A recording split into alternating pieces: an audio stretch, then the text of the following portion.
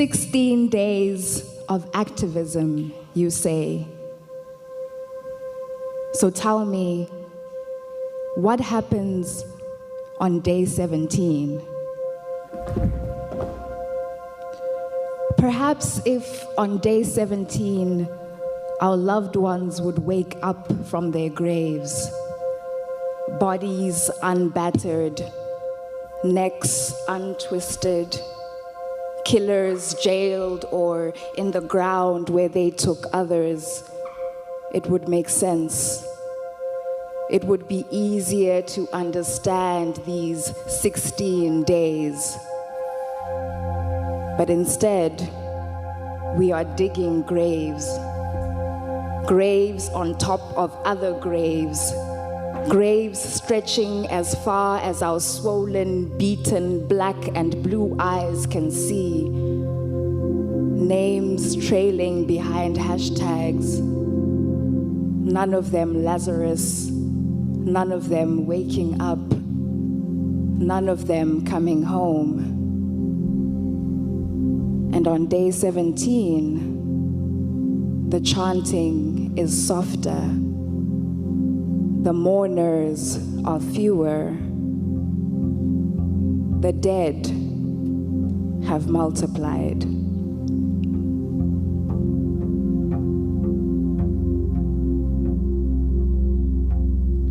We are painting the city black tonight, not red. If we painted red, they will say that we asked for the bloodshed, that we offered our bodies as a sacrifice. But these are mourning clothes disguised as skin. And tonight, yet another one of us will lose their kin. And tonight, yet another light will grow dim. And those of us who are still alive will hold hands and stand and be the walls of this city. And those who cannot stand will sit down and be its pillars. And those who cannot sit will lie down and be its pavement. And by the morning, through our collective mourning, we will have rebuilt this city. And if we could levitate, we would be the sky too. And the stars would come out demanding that we make a wish. But we don't make wishes anymore. We only pray. And tonight, I am praying for one more chance to have a date night in the city center and to make it home alive.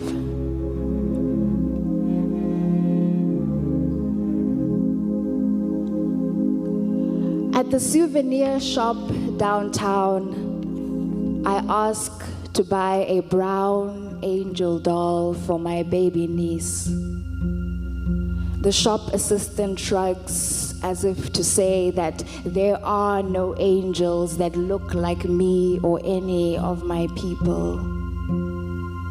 I pull out a photograph and I show her my niece looking like all the black angel women who stitched her together with their own bones and blood. I put on my mother's attitude and I tell this woman that black angels, black dolls, black mannequins, black glass ballerinas must exist. I imagine dying here, and instead of someone saying, "Look, a black angel," they will say, "If she flies, she must be a witch." I have exhausted my quota for prayers to stay alive. So all I want to know right now is if I will find black angels in heaven.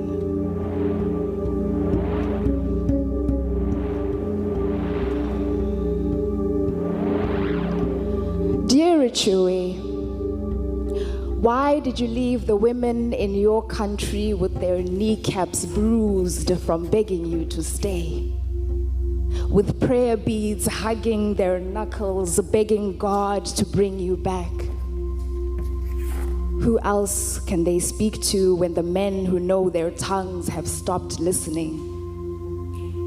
Your mother chants in Ochiherero, Ami hiri onyama, Ami hiri onyama, which means, I no longer eat meat. She started fasting when you left.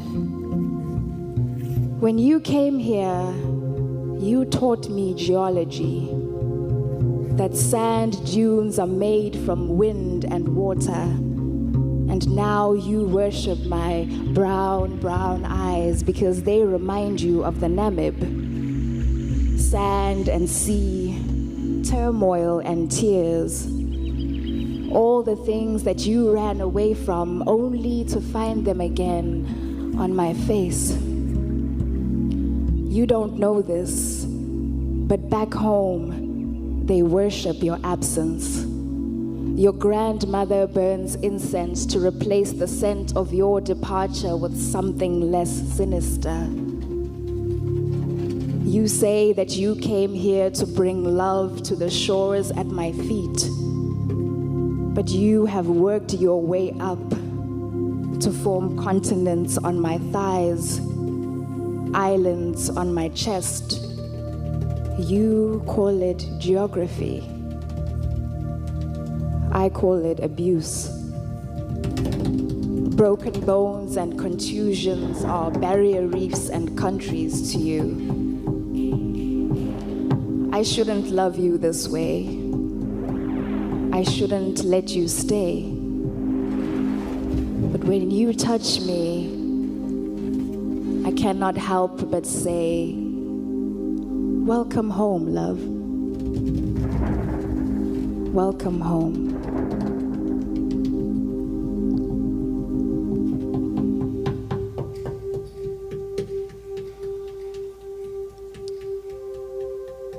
When your bags aren't yet packed, but you no longer need to use the crook of his arm for a pillow or his breathing for a lullaby, when you can be sent on errands and not do the ugly cry in dirty, deserted corridors, when you can tell your friends at the Stokvel this story and not be gasping for air between sobs, when you start living your life in episodes with more breaks than actual programming, when you realize that when your mother said that this was a season, she meant something else. Ecclesiastes 3, maybe. When you have prepared a rant to God about this day, this week, this month, this year in actual fact, and you can strain your heart to hear a voice say that all of this will make you better, then that is the beginning of healing.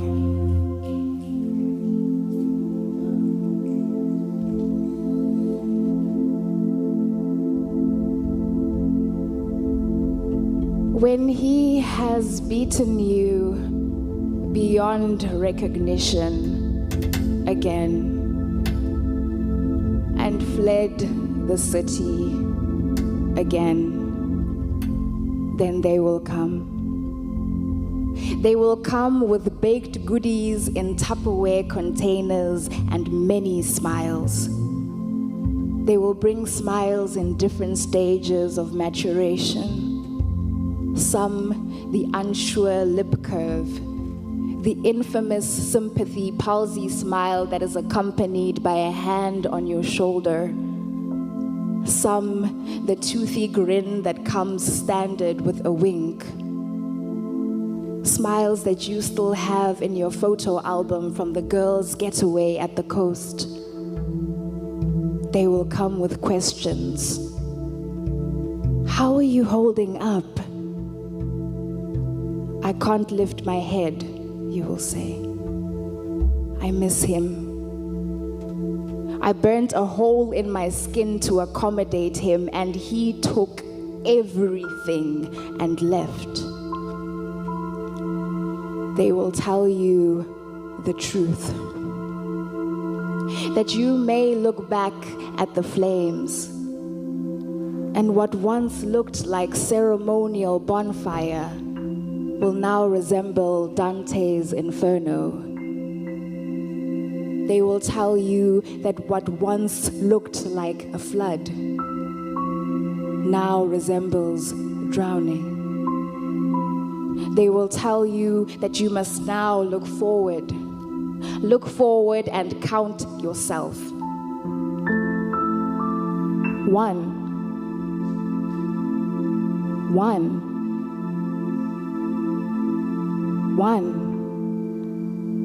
Look forward and count yourself lucky for the escape. Marvel at what you have achieved. Marvel that you are still here, alive, complete, a trinity of hope, beauty, and redemption.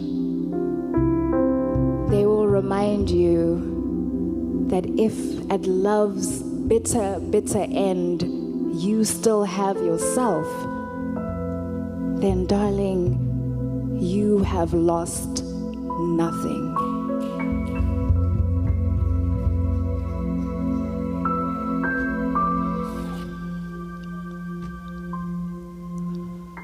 Brown wonder,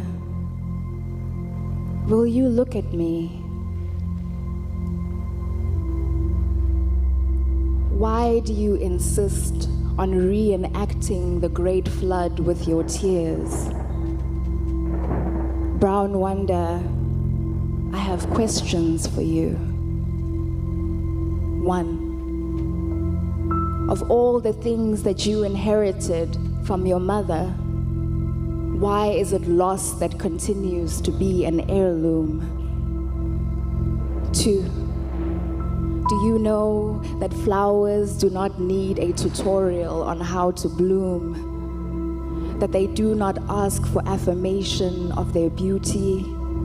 That they do not think they are doing something wrong just because another flower has petals of a different color? 3. Do you want a list of reasons why you are precious? You are a golden brown wonder. That is reason 1 to 100 on the list. 4. Do you know that you are your mother's favorite breathing thing? You have taken your last breath many times, and she has prayed all of these 2nd, 3rd, 4th, and 5th chances into your blood. Brown wonder, will you look at me?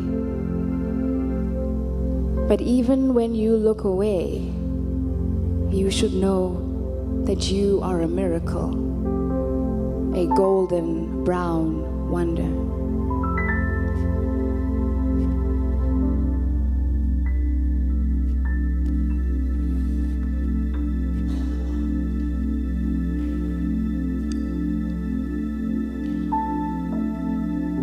One day, what tried to kill you and failed will return. And before you burn another hole in your skin to accommodate the excuses, before you burn another hole in your skin to accommodate the lies, before you burn another hole in your skin to accommodate the apologies, you must remember the friends who fed you. You must remember the friends who cried with you. You must remember the friends who prayed with you. You must remember the friends who preached sermons back into your life when he left. You must remember the friends who told you that the offering basket is not your house.